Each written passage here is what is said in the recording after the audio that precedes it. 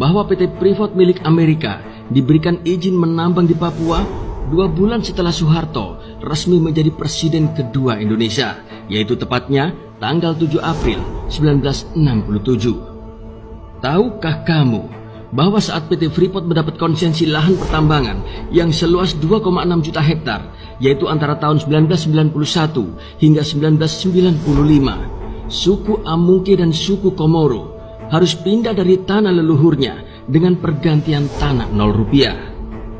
Tahukah kamu bahwa di masa awal PT Freeport Indonesia berproduksi, yaitu di tahun 1973, dari 16.000 tenaga kerja yang direkrut, hanya 40 orang yang berasal dari Papua, khususnya dari suku Amungke, dan itu pun sebatas tukang sapu, pembersih rumput, serta pembersih mes-mes karyawan. Upahnya pun begitu sangat rendah, yaitu hanya 40 rupiah dalam per jamnya. Dan kadang-kadang hanya dibayar dengan barang kelontong seperti kornet, rokok, serta tembakau. Pembayaran dalam bentuk barang ini menurut PT Freeport Indonesia sudah sesuai dengan permintaan pemerintah Indonesia sendiri kala itu. Tahukah kamu, bertahun-tahun warga Papua hanya bisa melihat hasil kekayaan alamnya dirampok oleh asing, sementara pemerintahan Orde Baru terlihat cukup senang meski hanya diberi 9% saham oleh PT Freeport.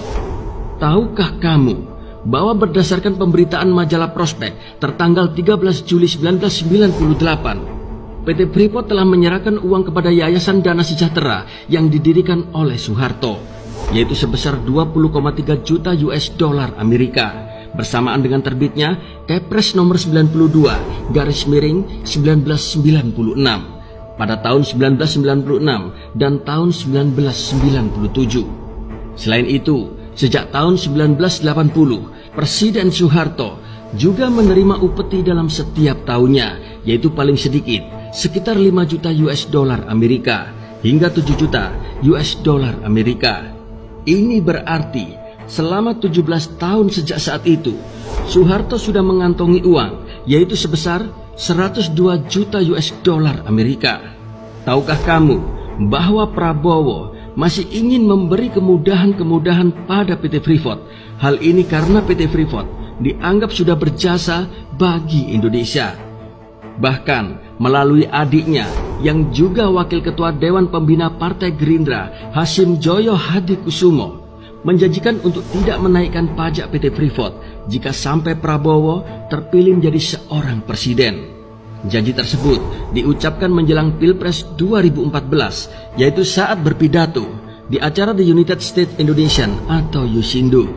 Tahukah kamu bahwa kini Indonesia di tangan Presiden Jokowi berhasil menguasai 51% saham PT Freeport Indonesia, dan Papua sendiri mendapatkan 10% keuntungan. Dengan dikuasainya saham PT Freeport Indonesia oleh PT Inalum, Indonesia nantinya akan memperoleh keuntungan yaitu sebesar 860 triliun hingga tahun 2041. Dan tahukah kamu bahwa semua itu adalah hasil kerja Presiden Jokowi beserta para menteri-menterinya yang tidak mau tunduk dengan tekanan-tekanan dari Amerika. Jadi, kalau selama ini kalian masih berpikir bahwa Presiden Jokowi adalah presiden pelongo-pelongo, lepaskan sejenak otakmu, karena sepertinya ada yang tidak beres di cara berpikir kalian.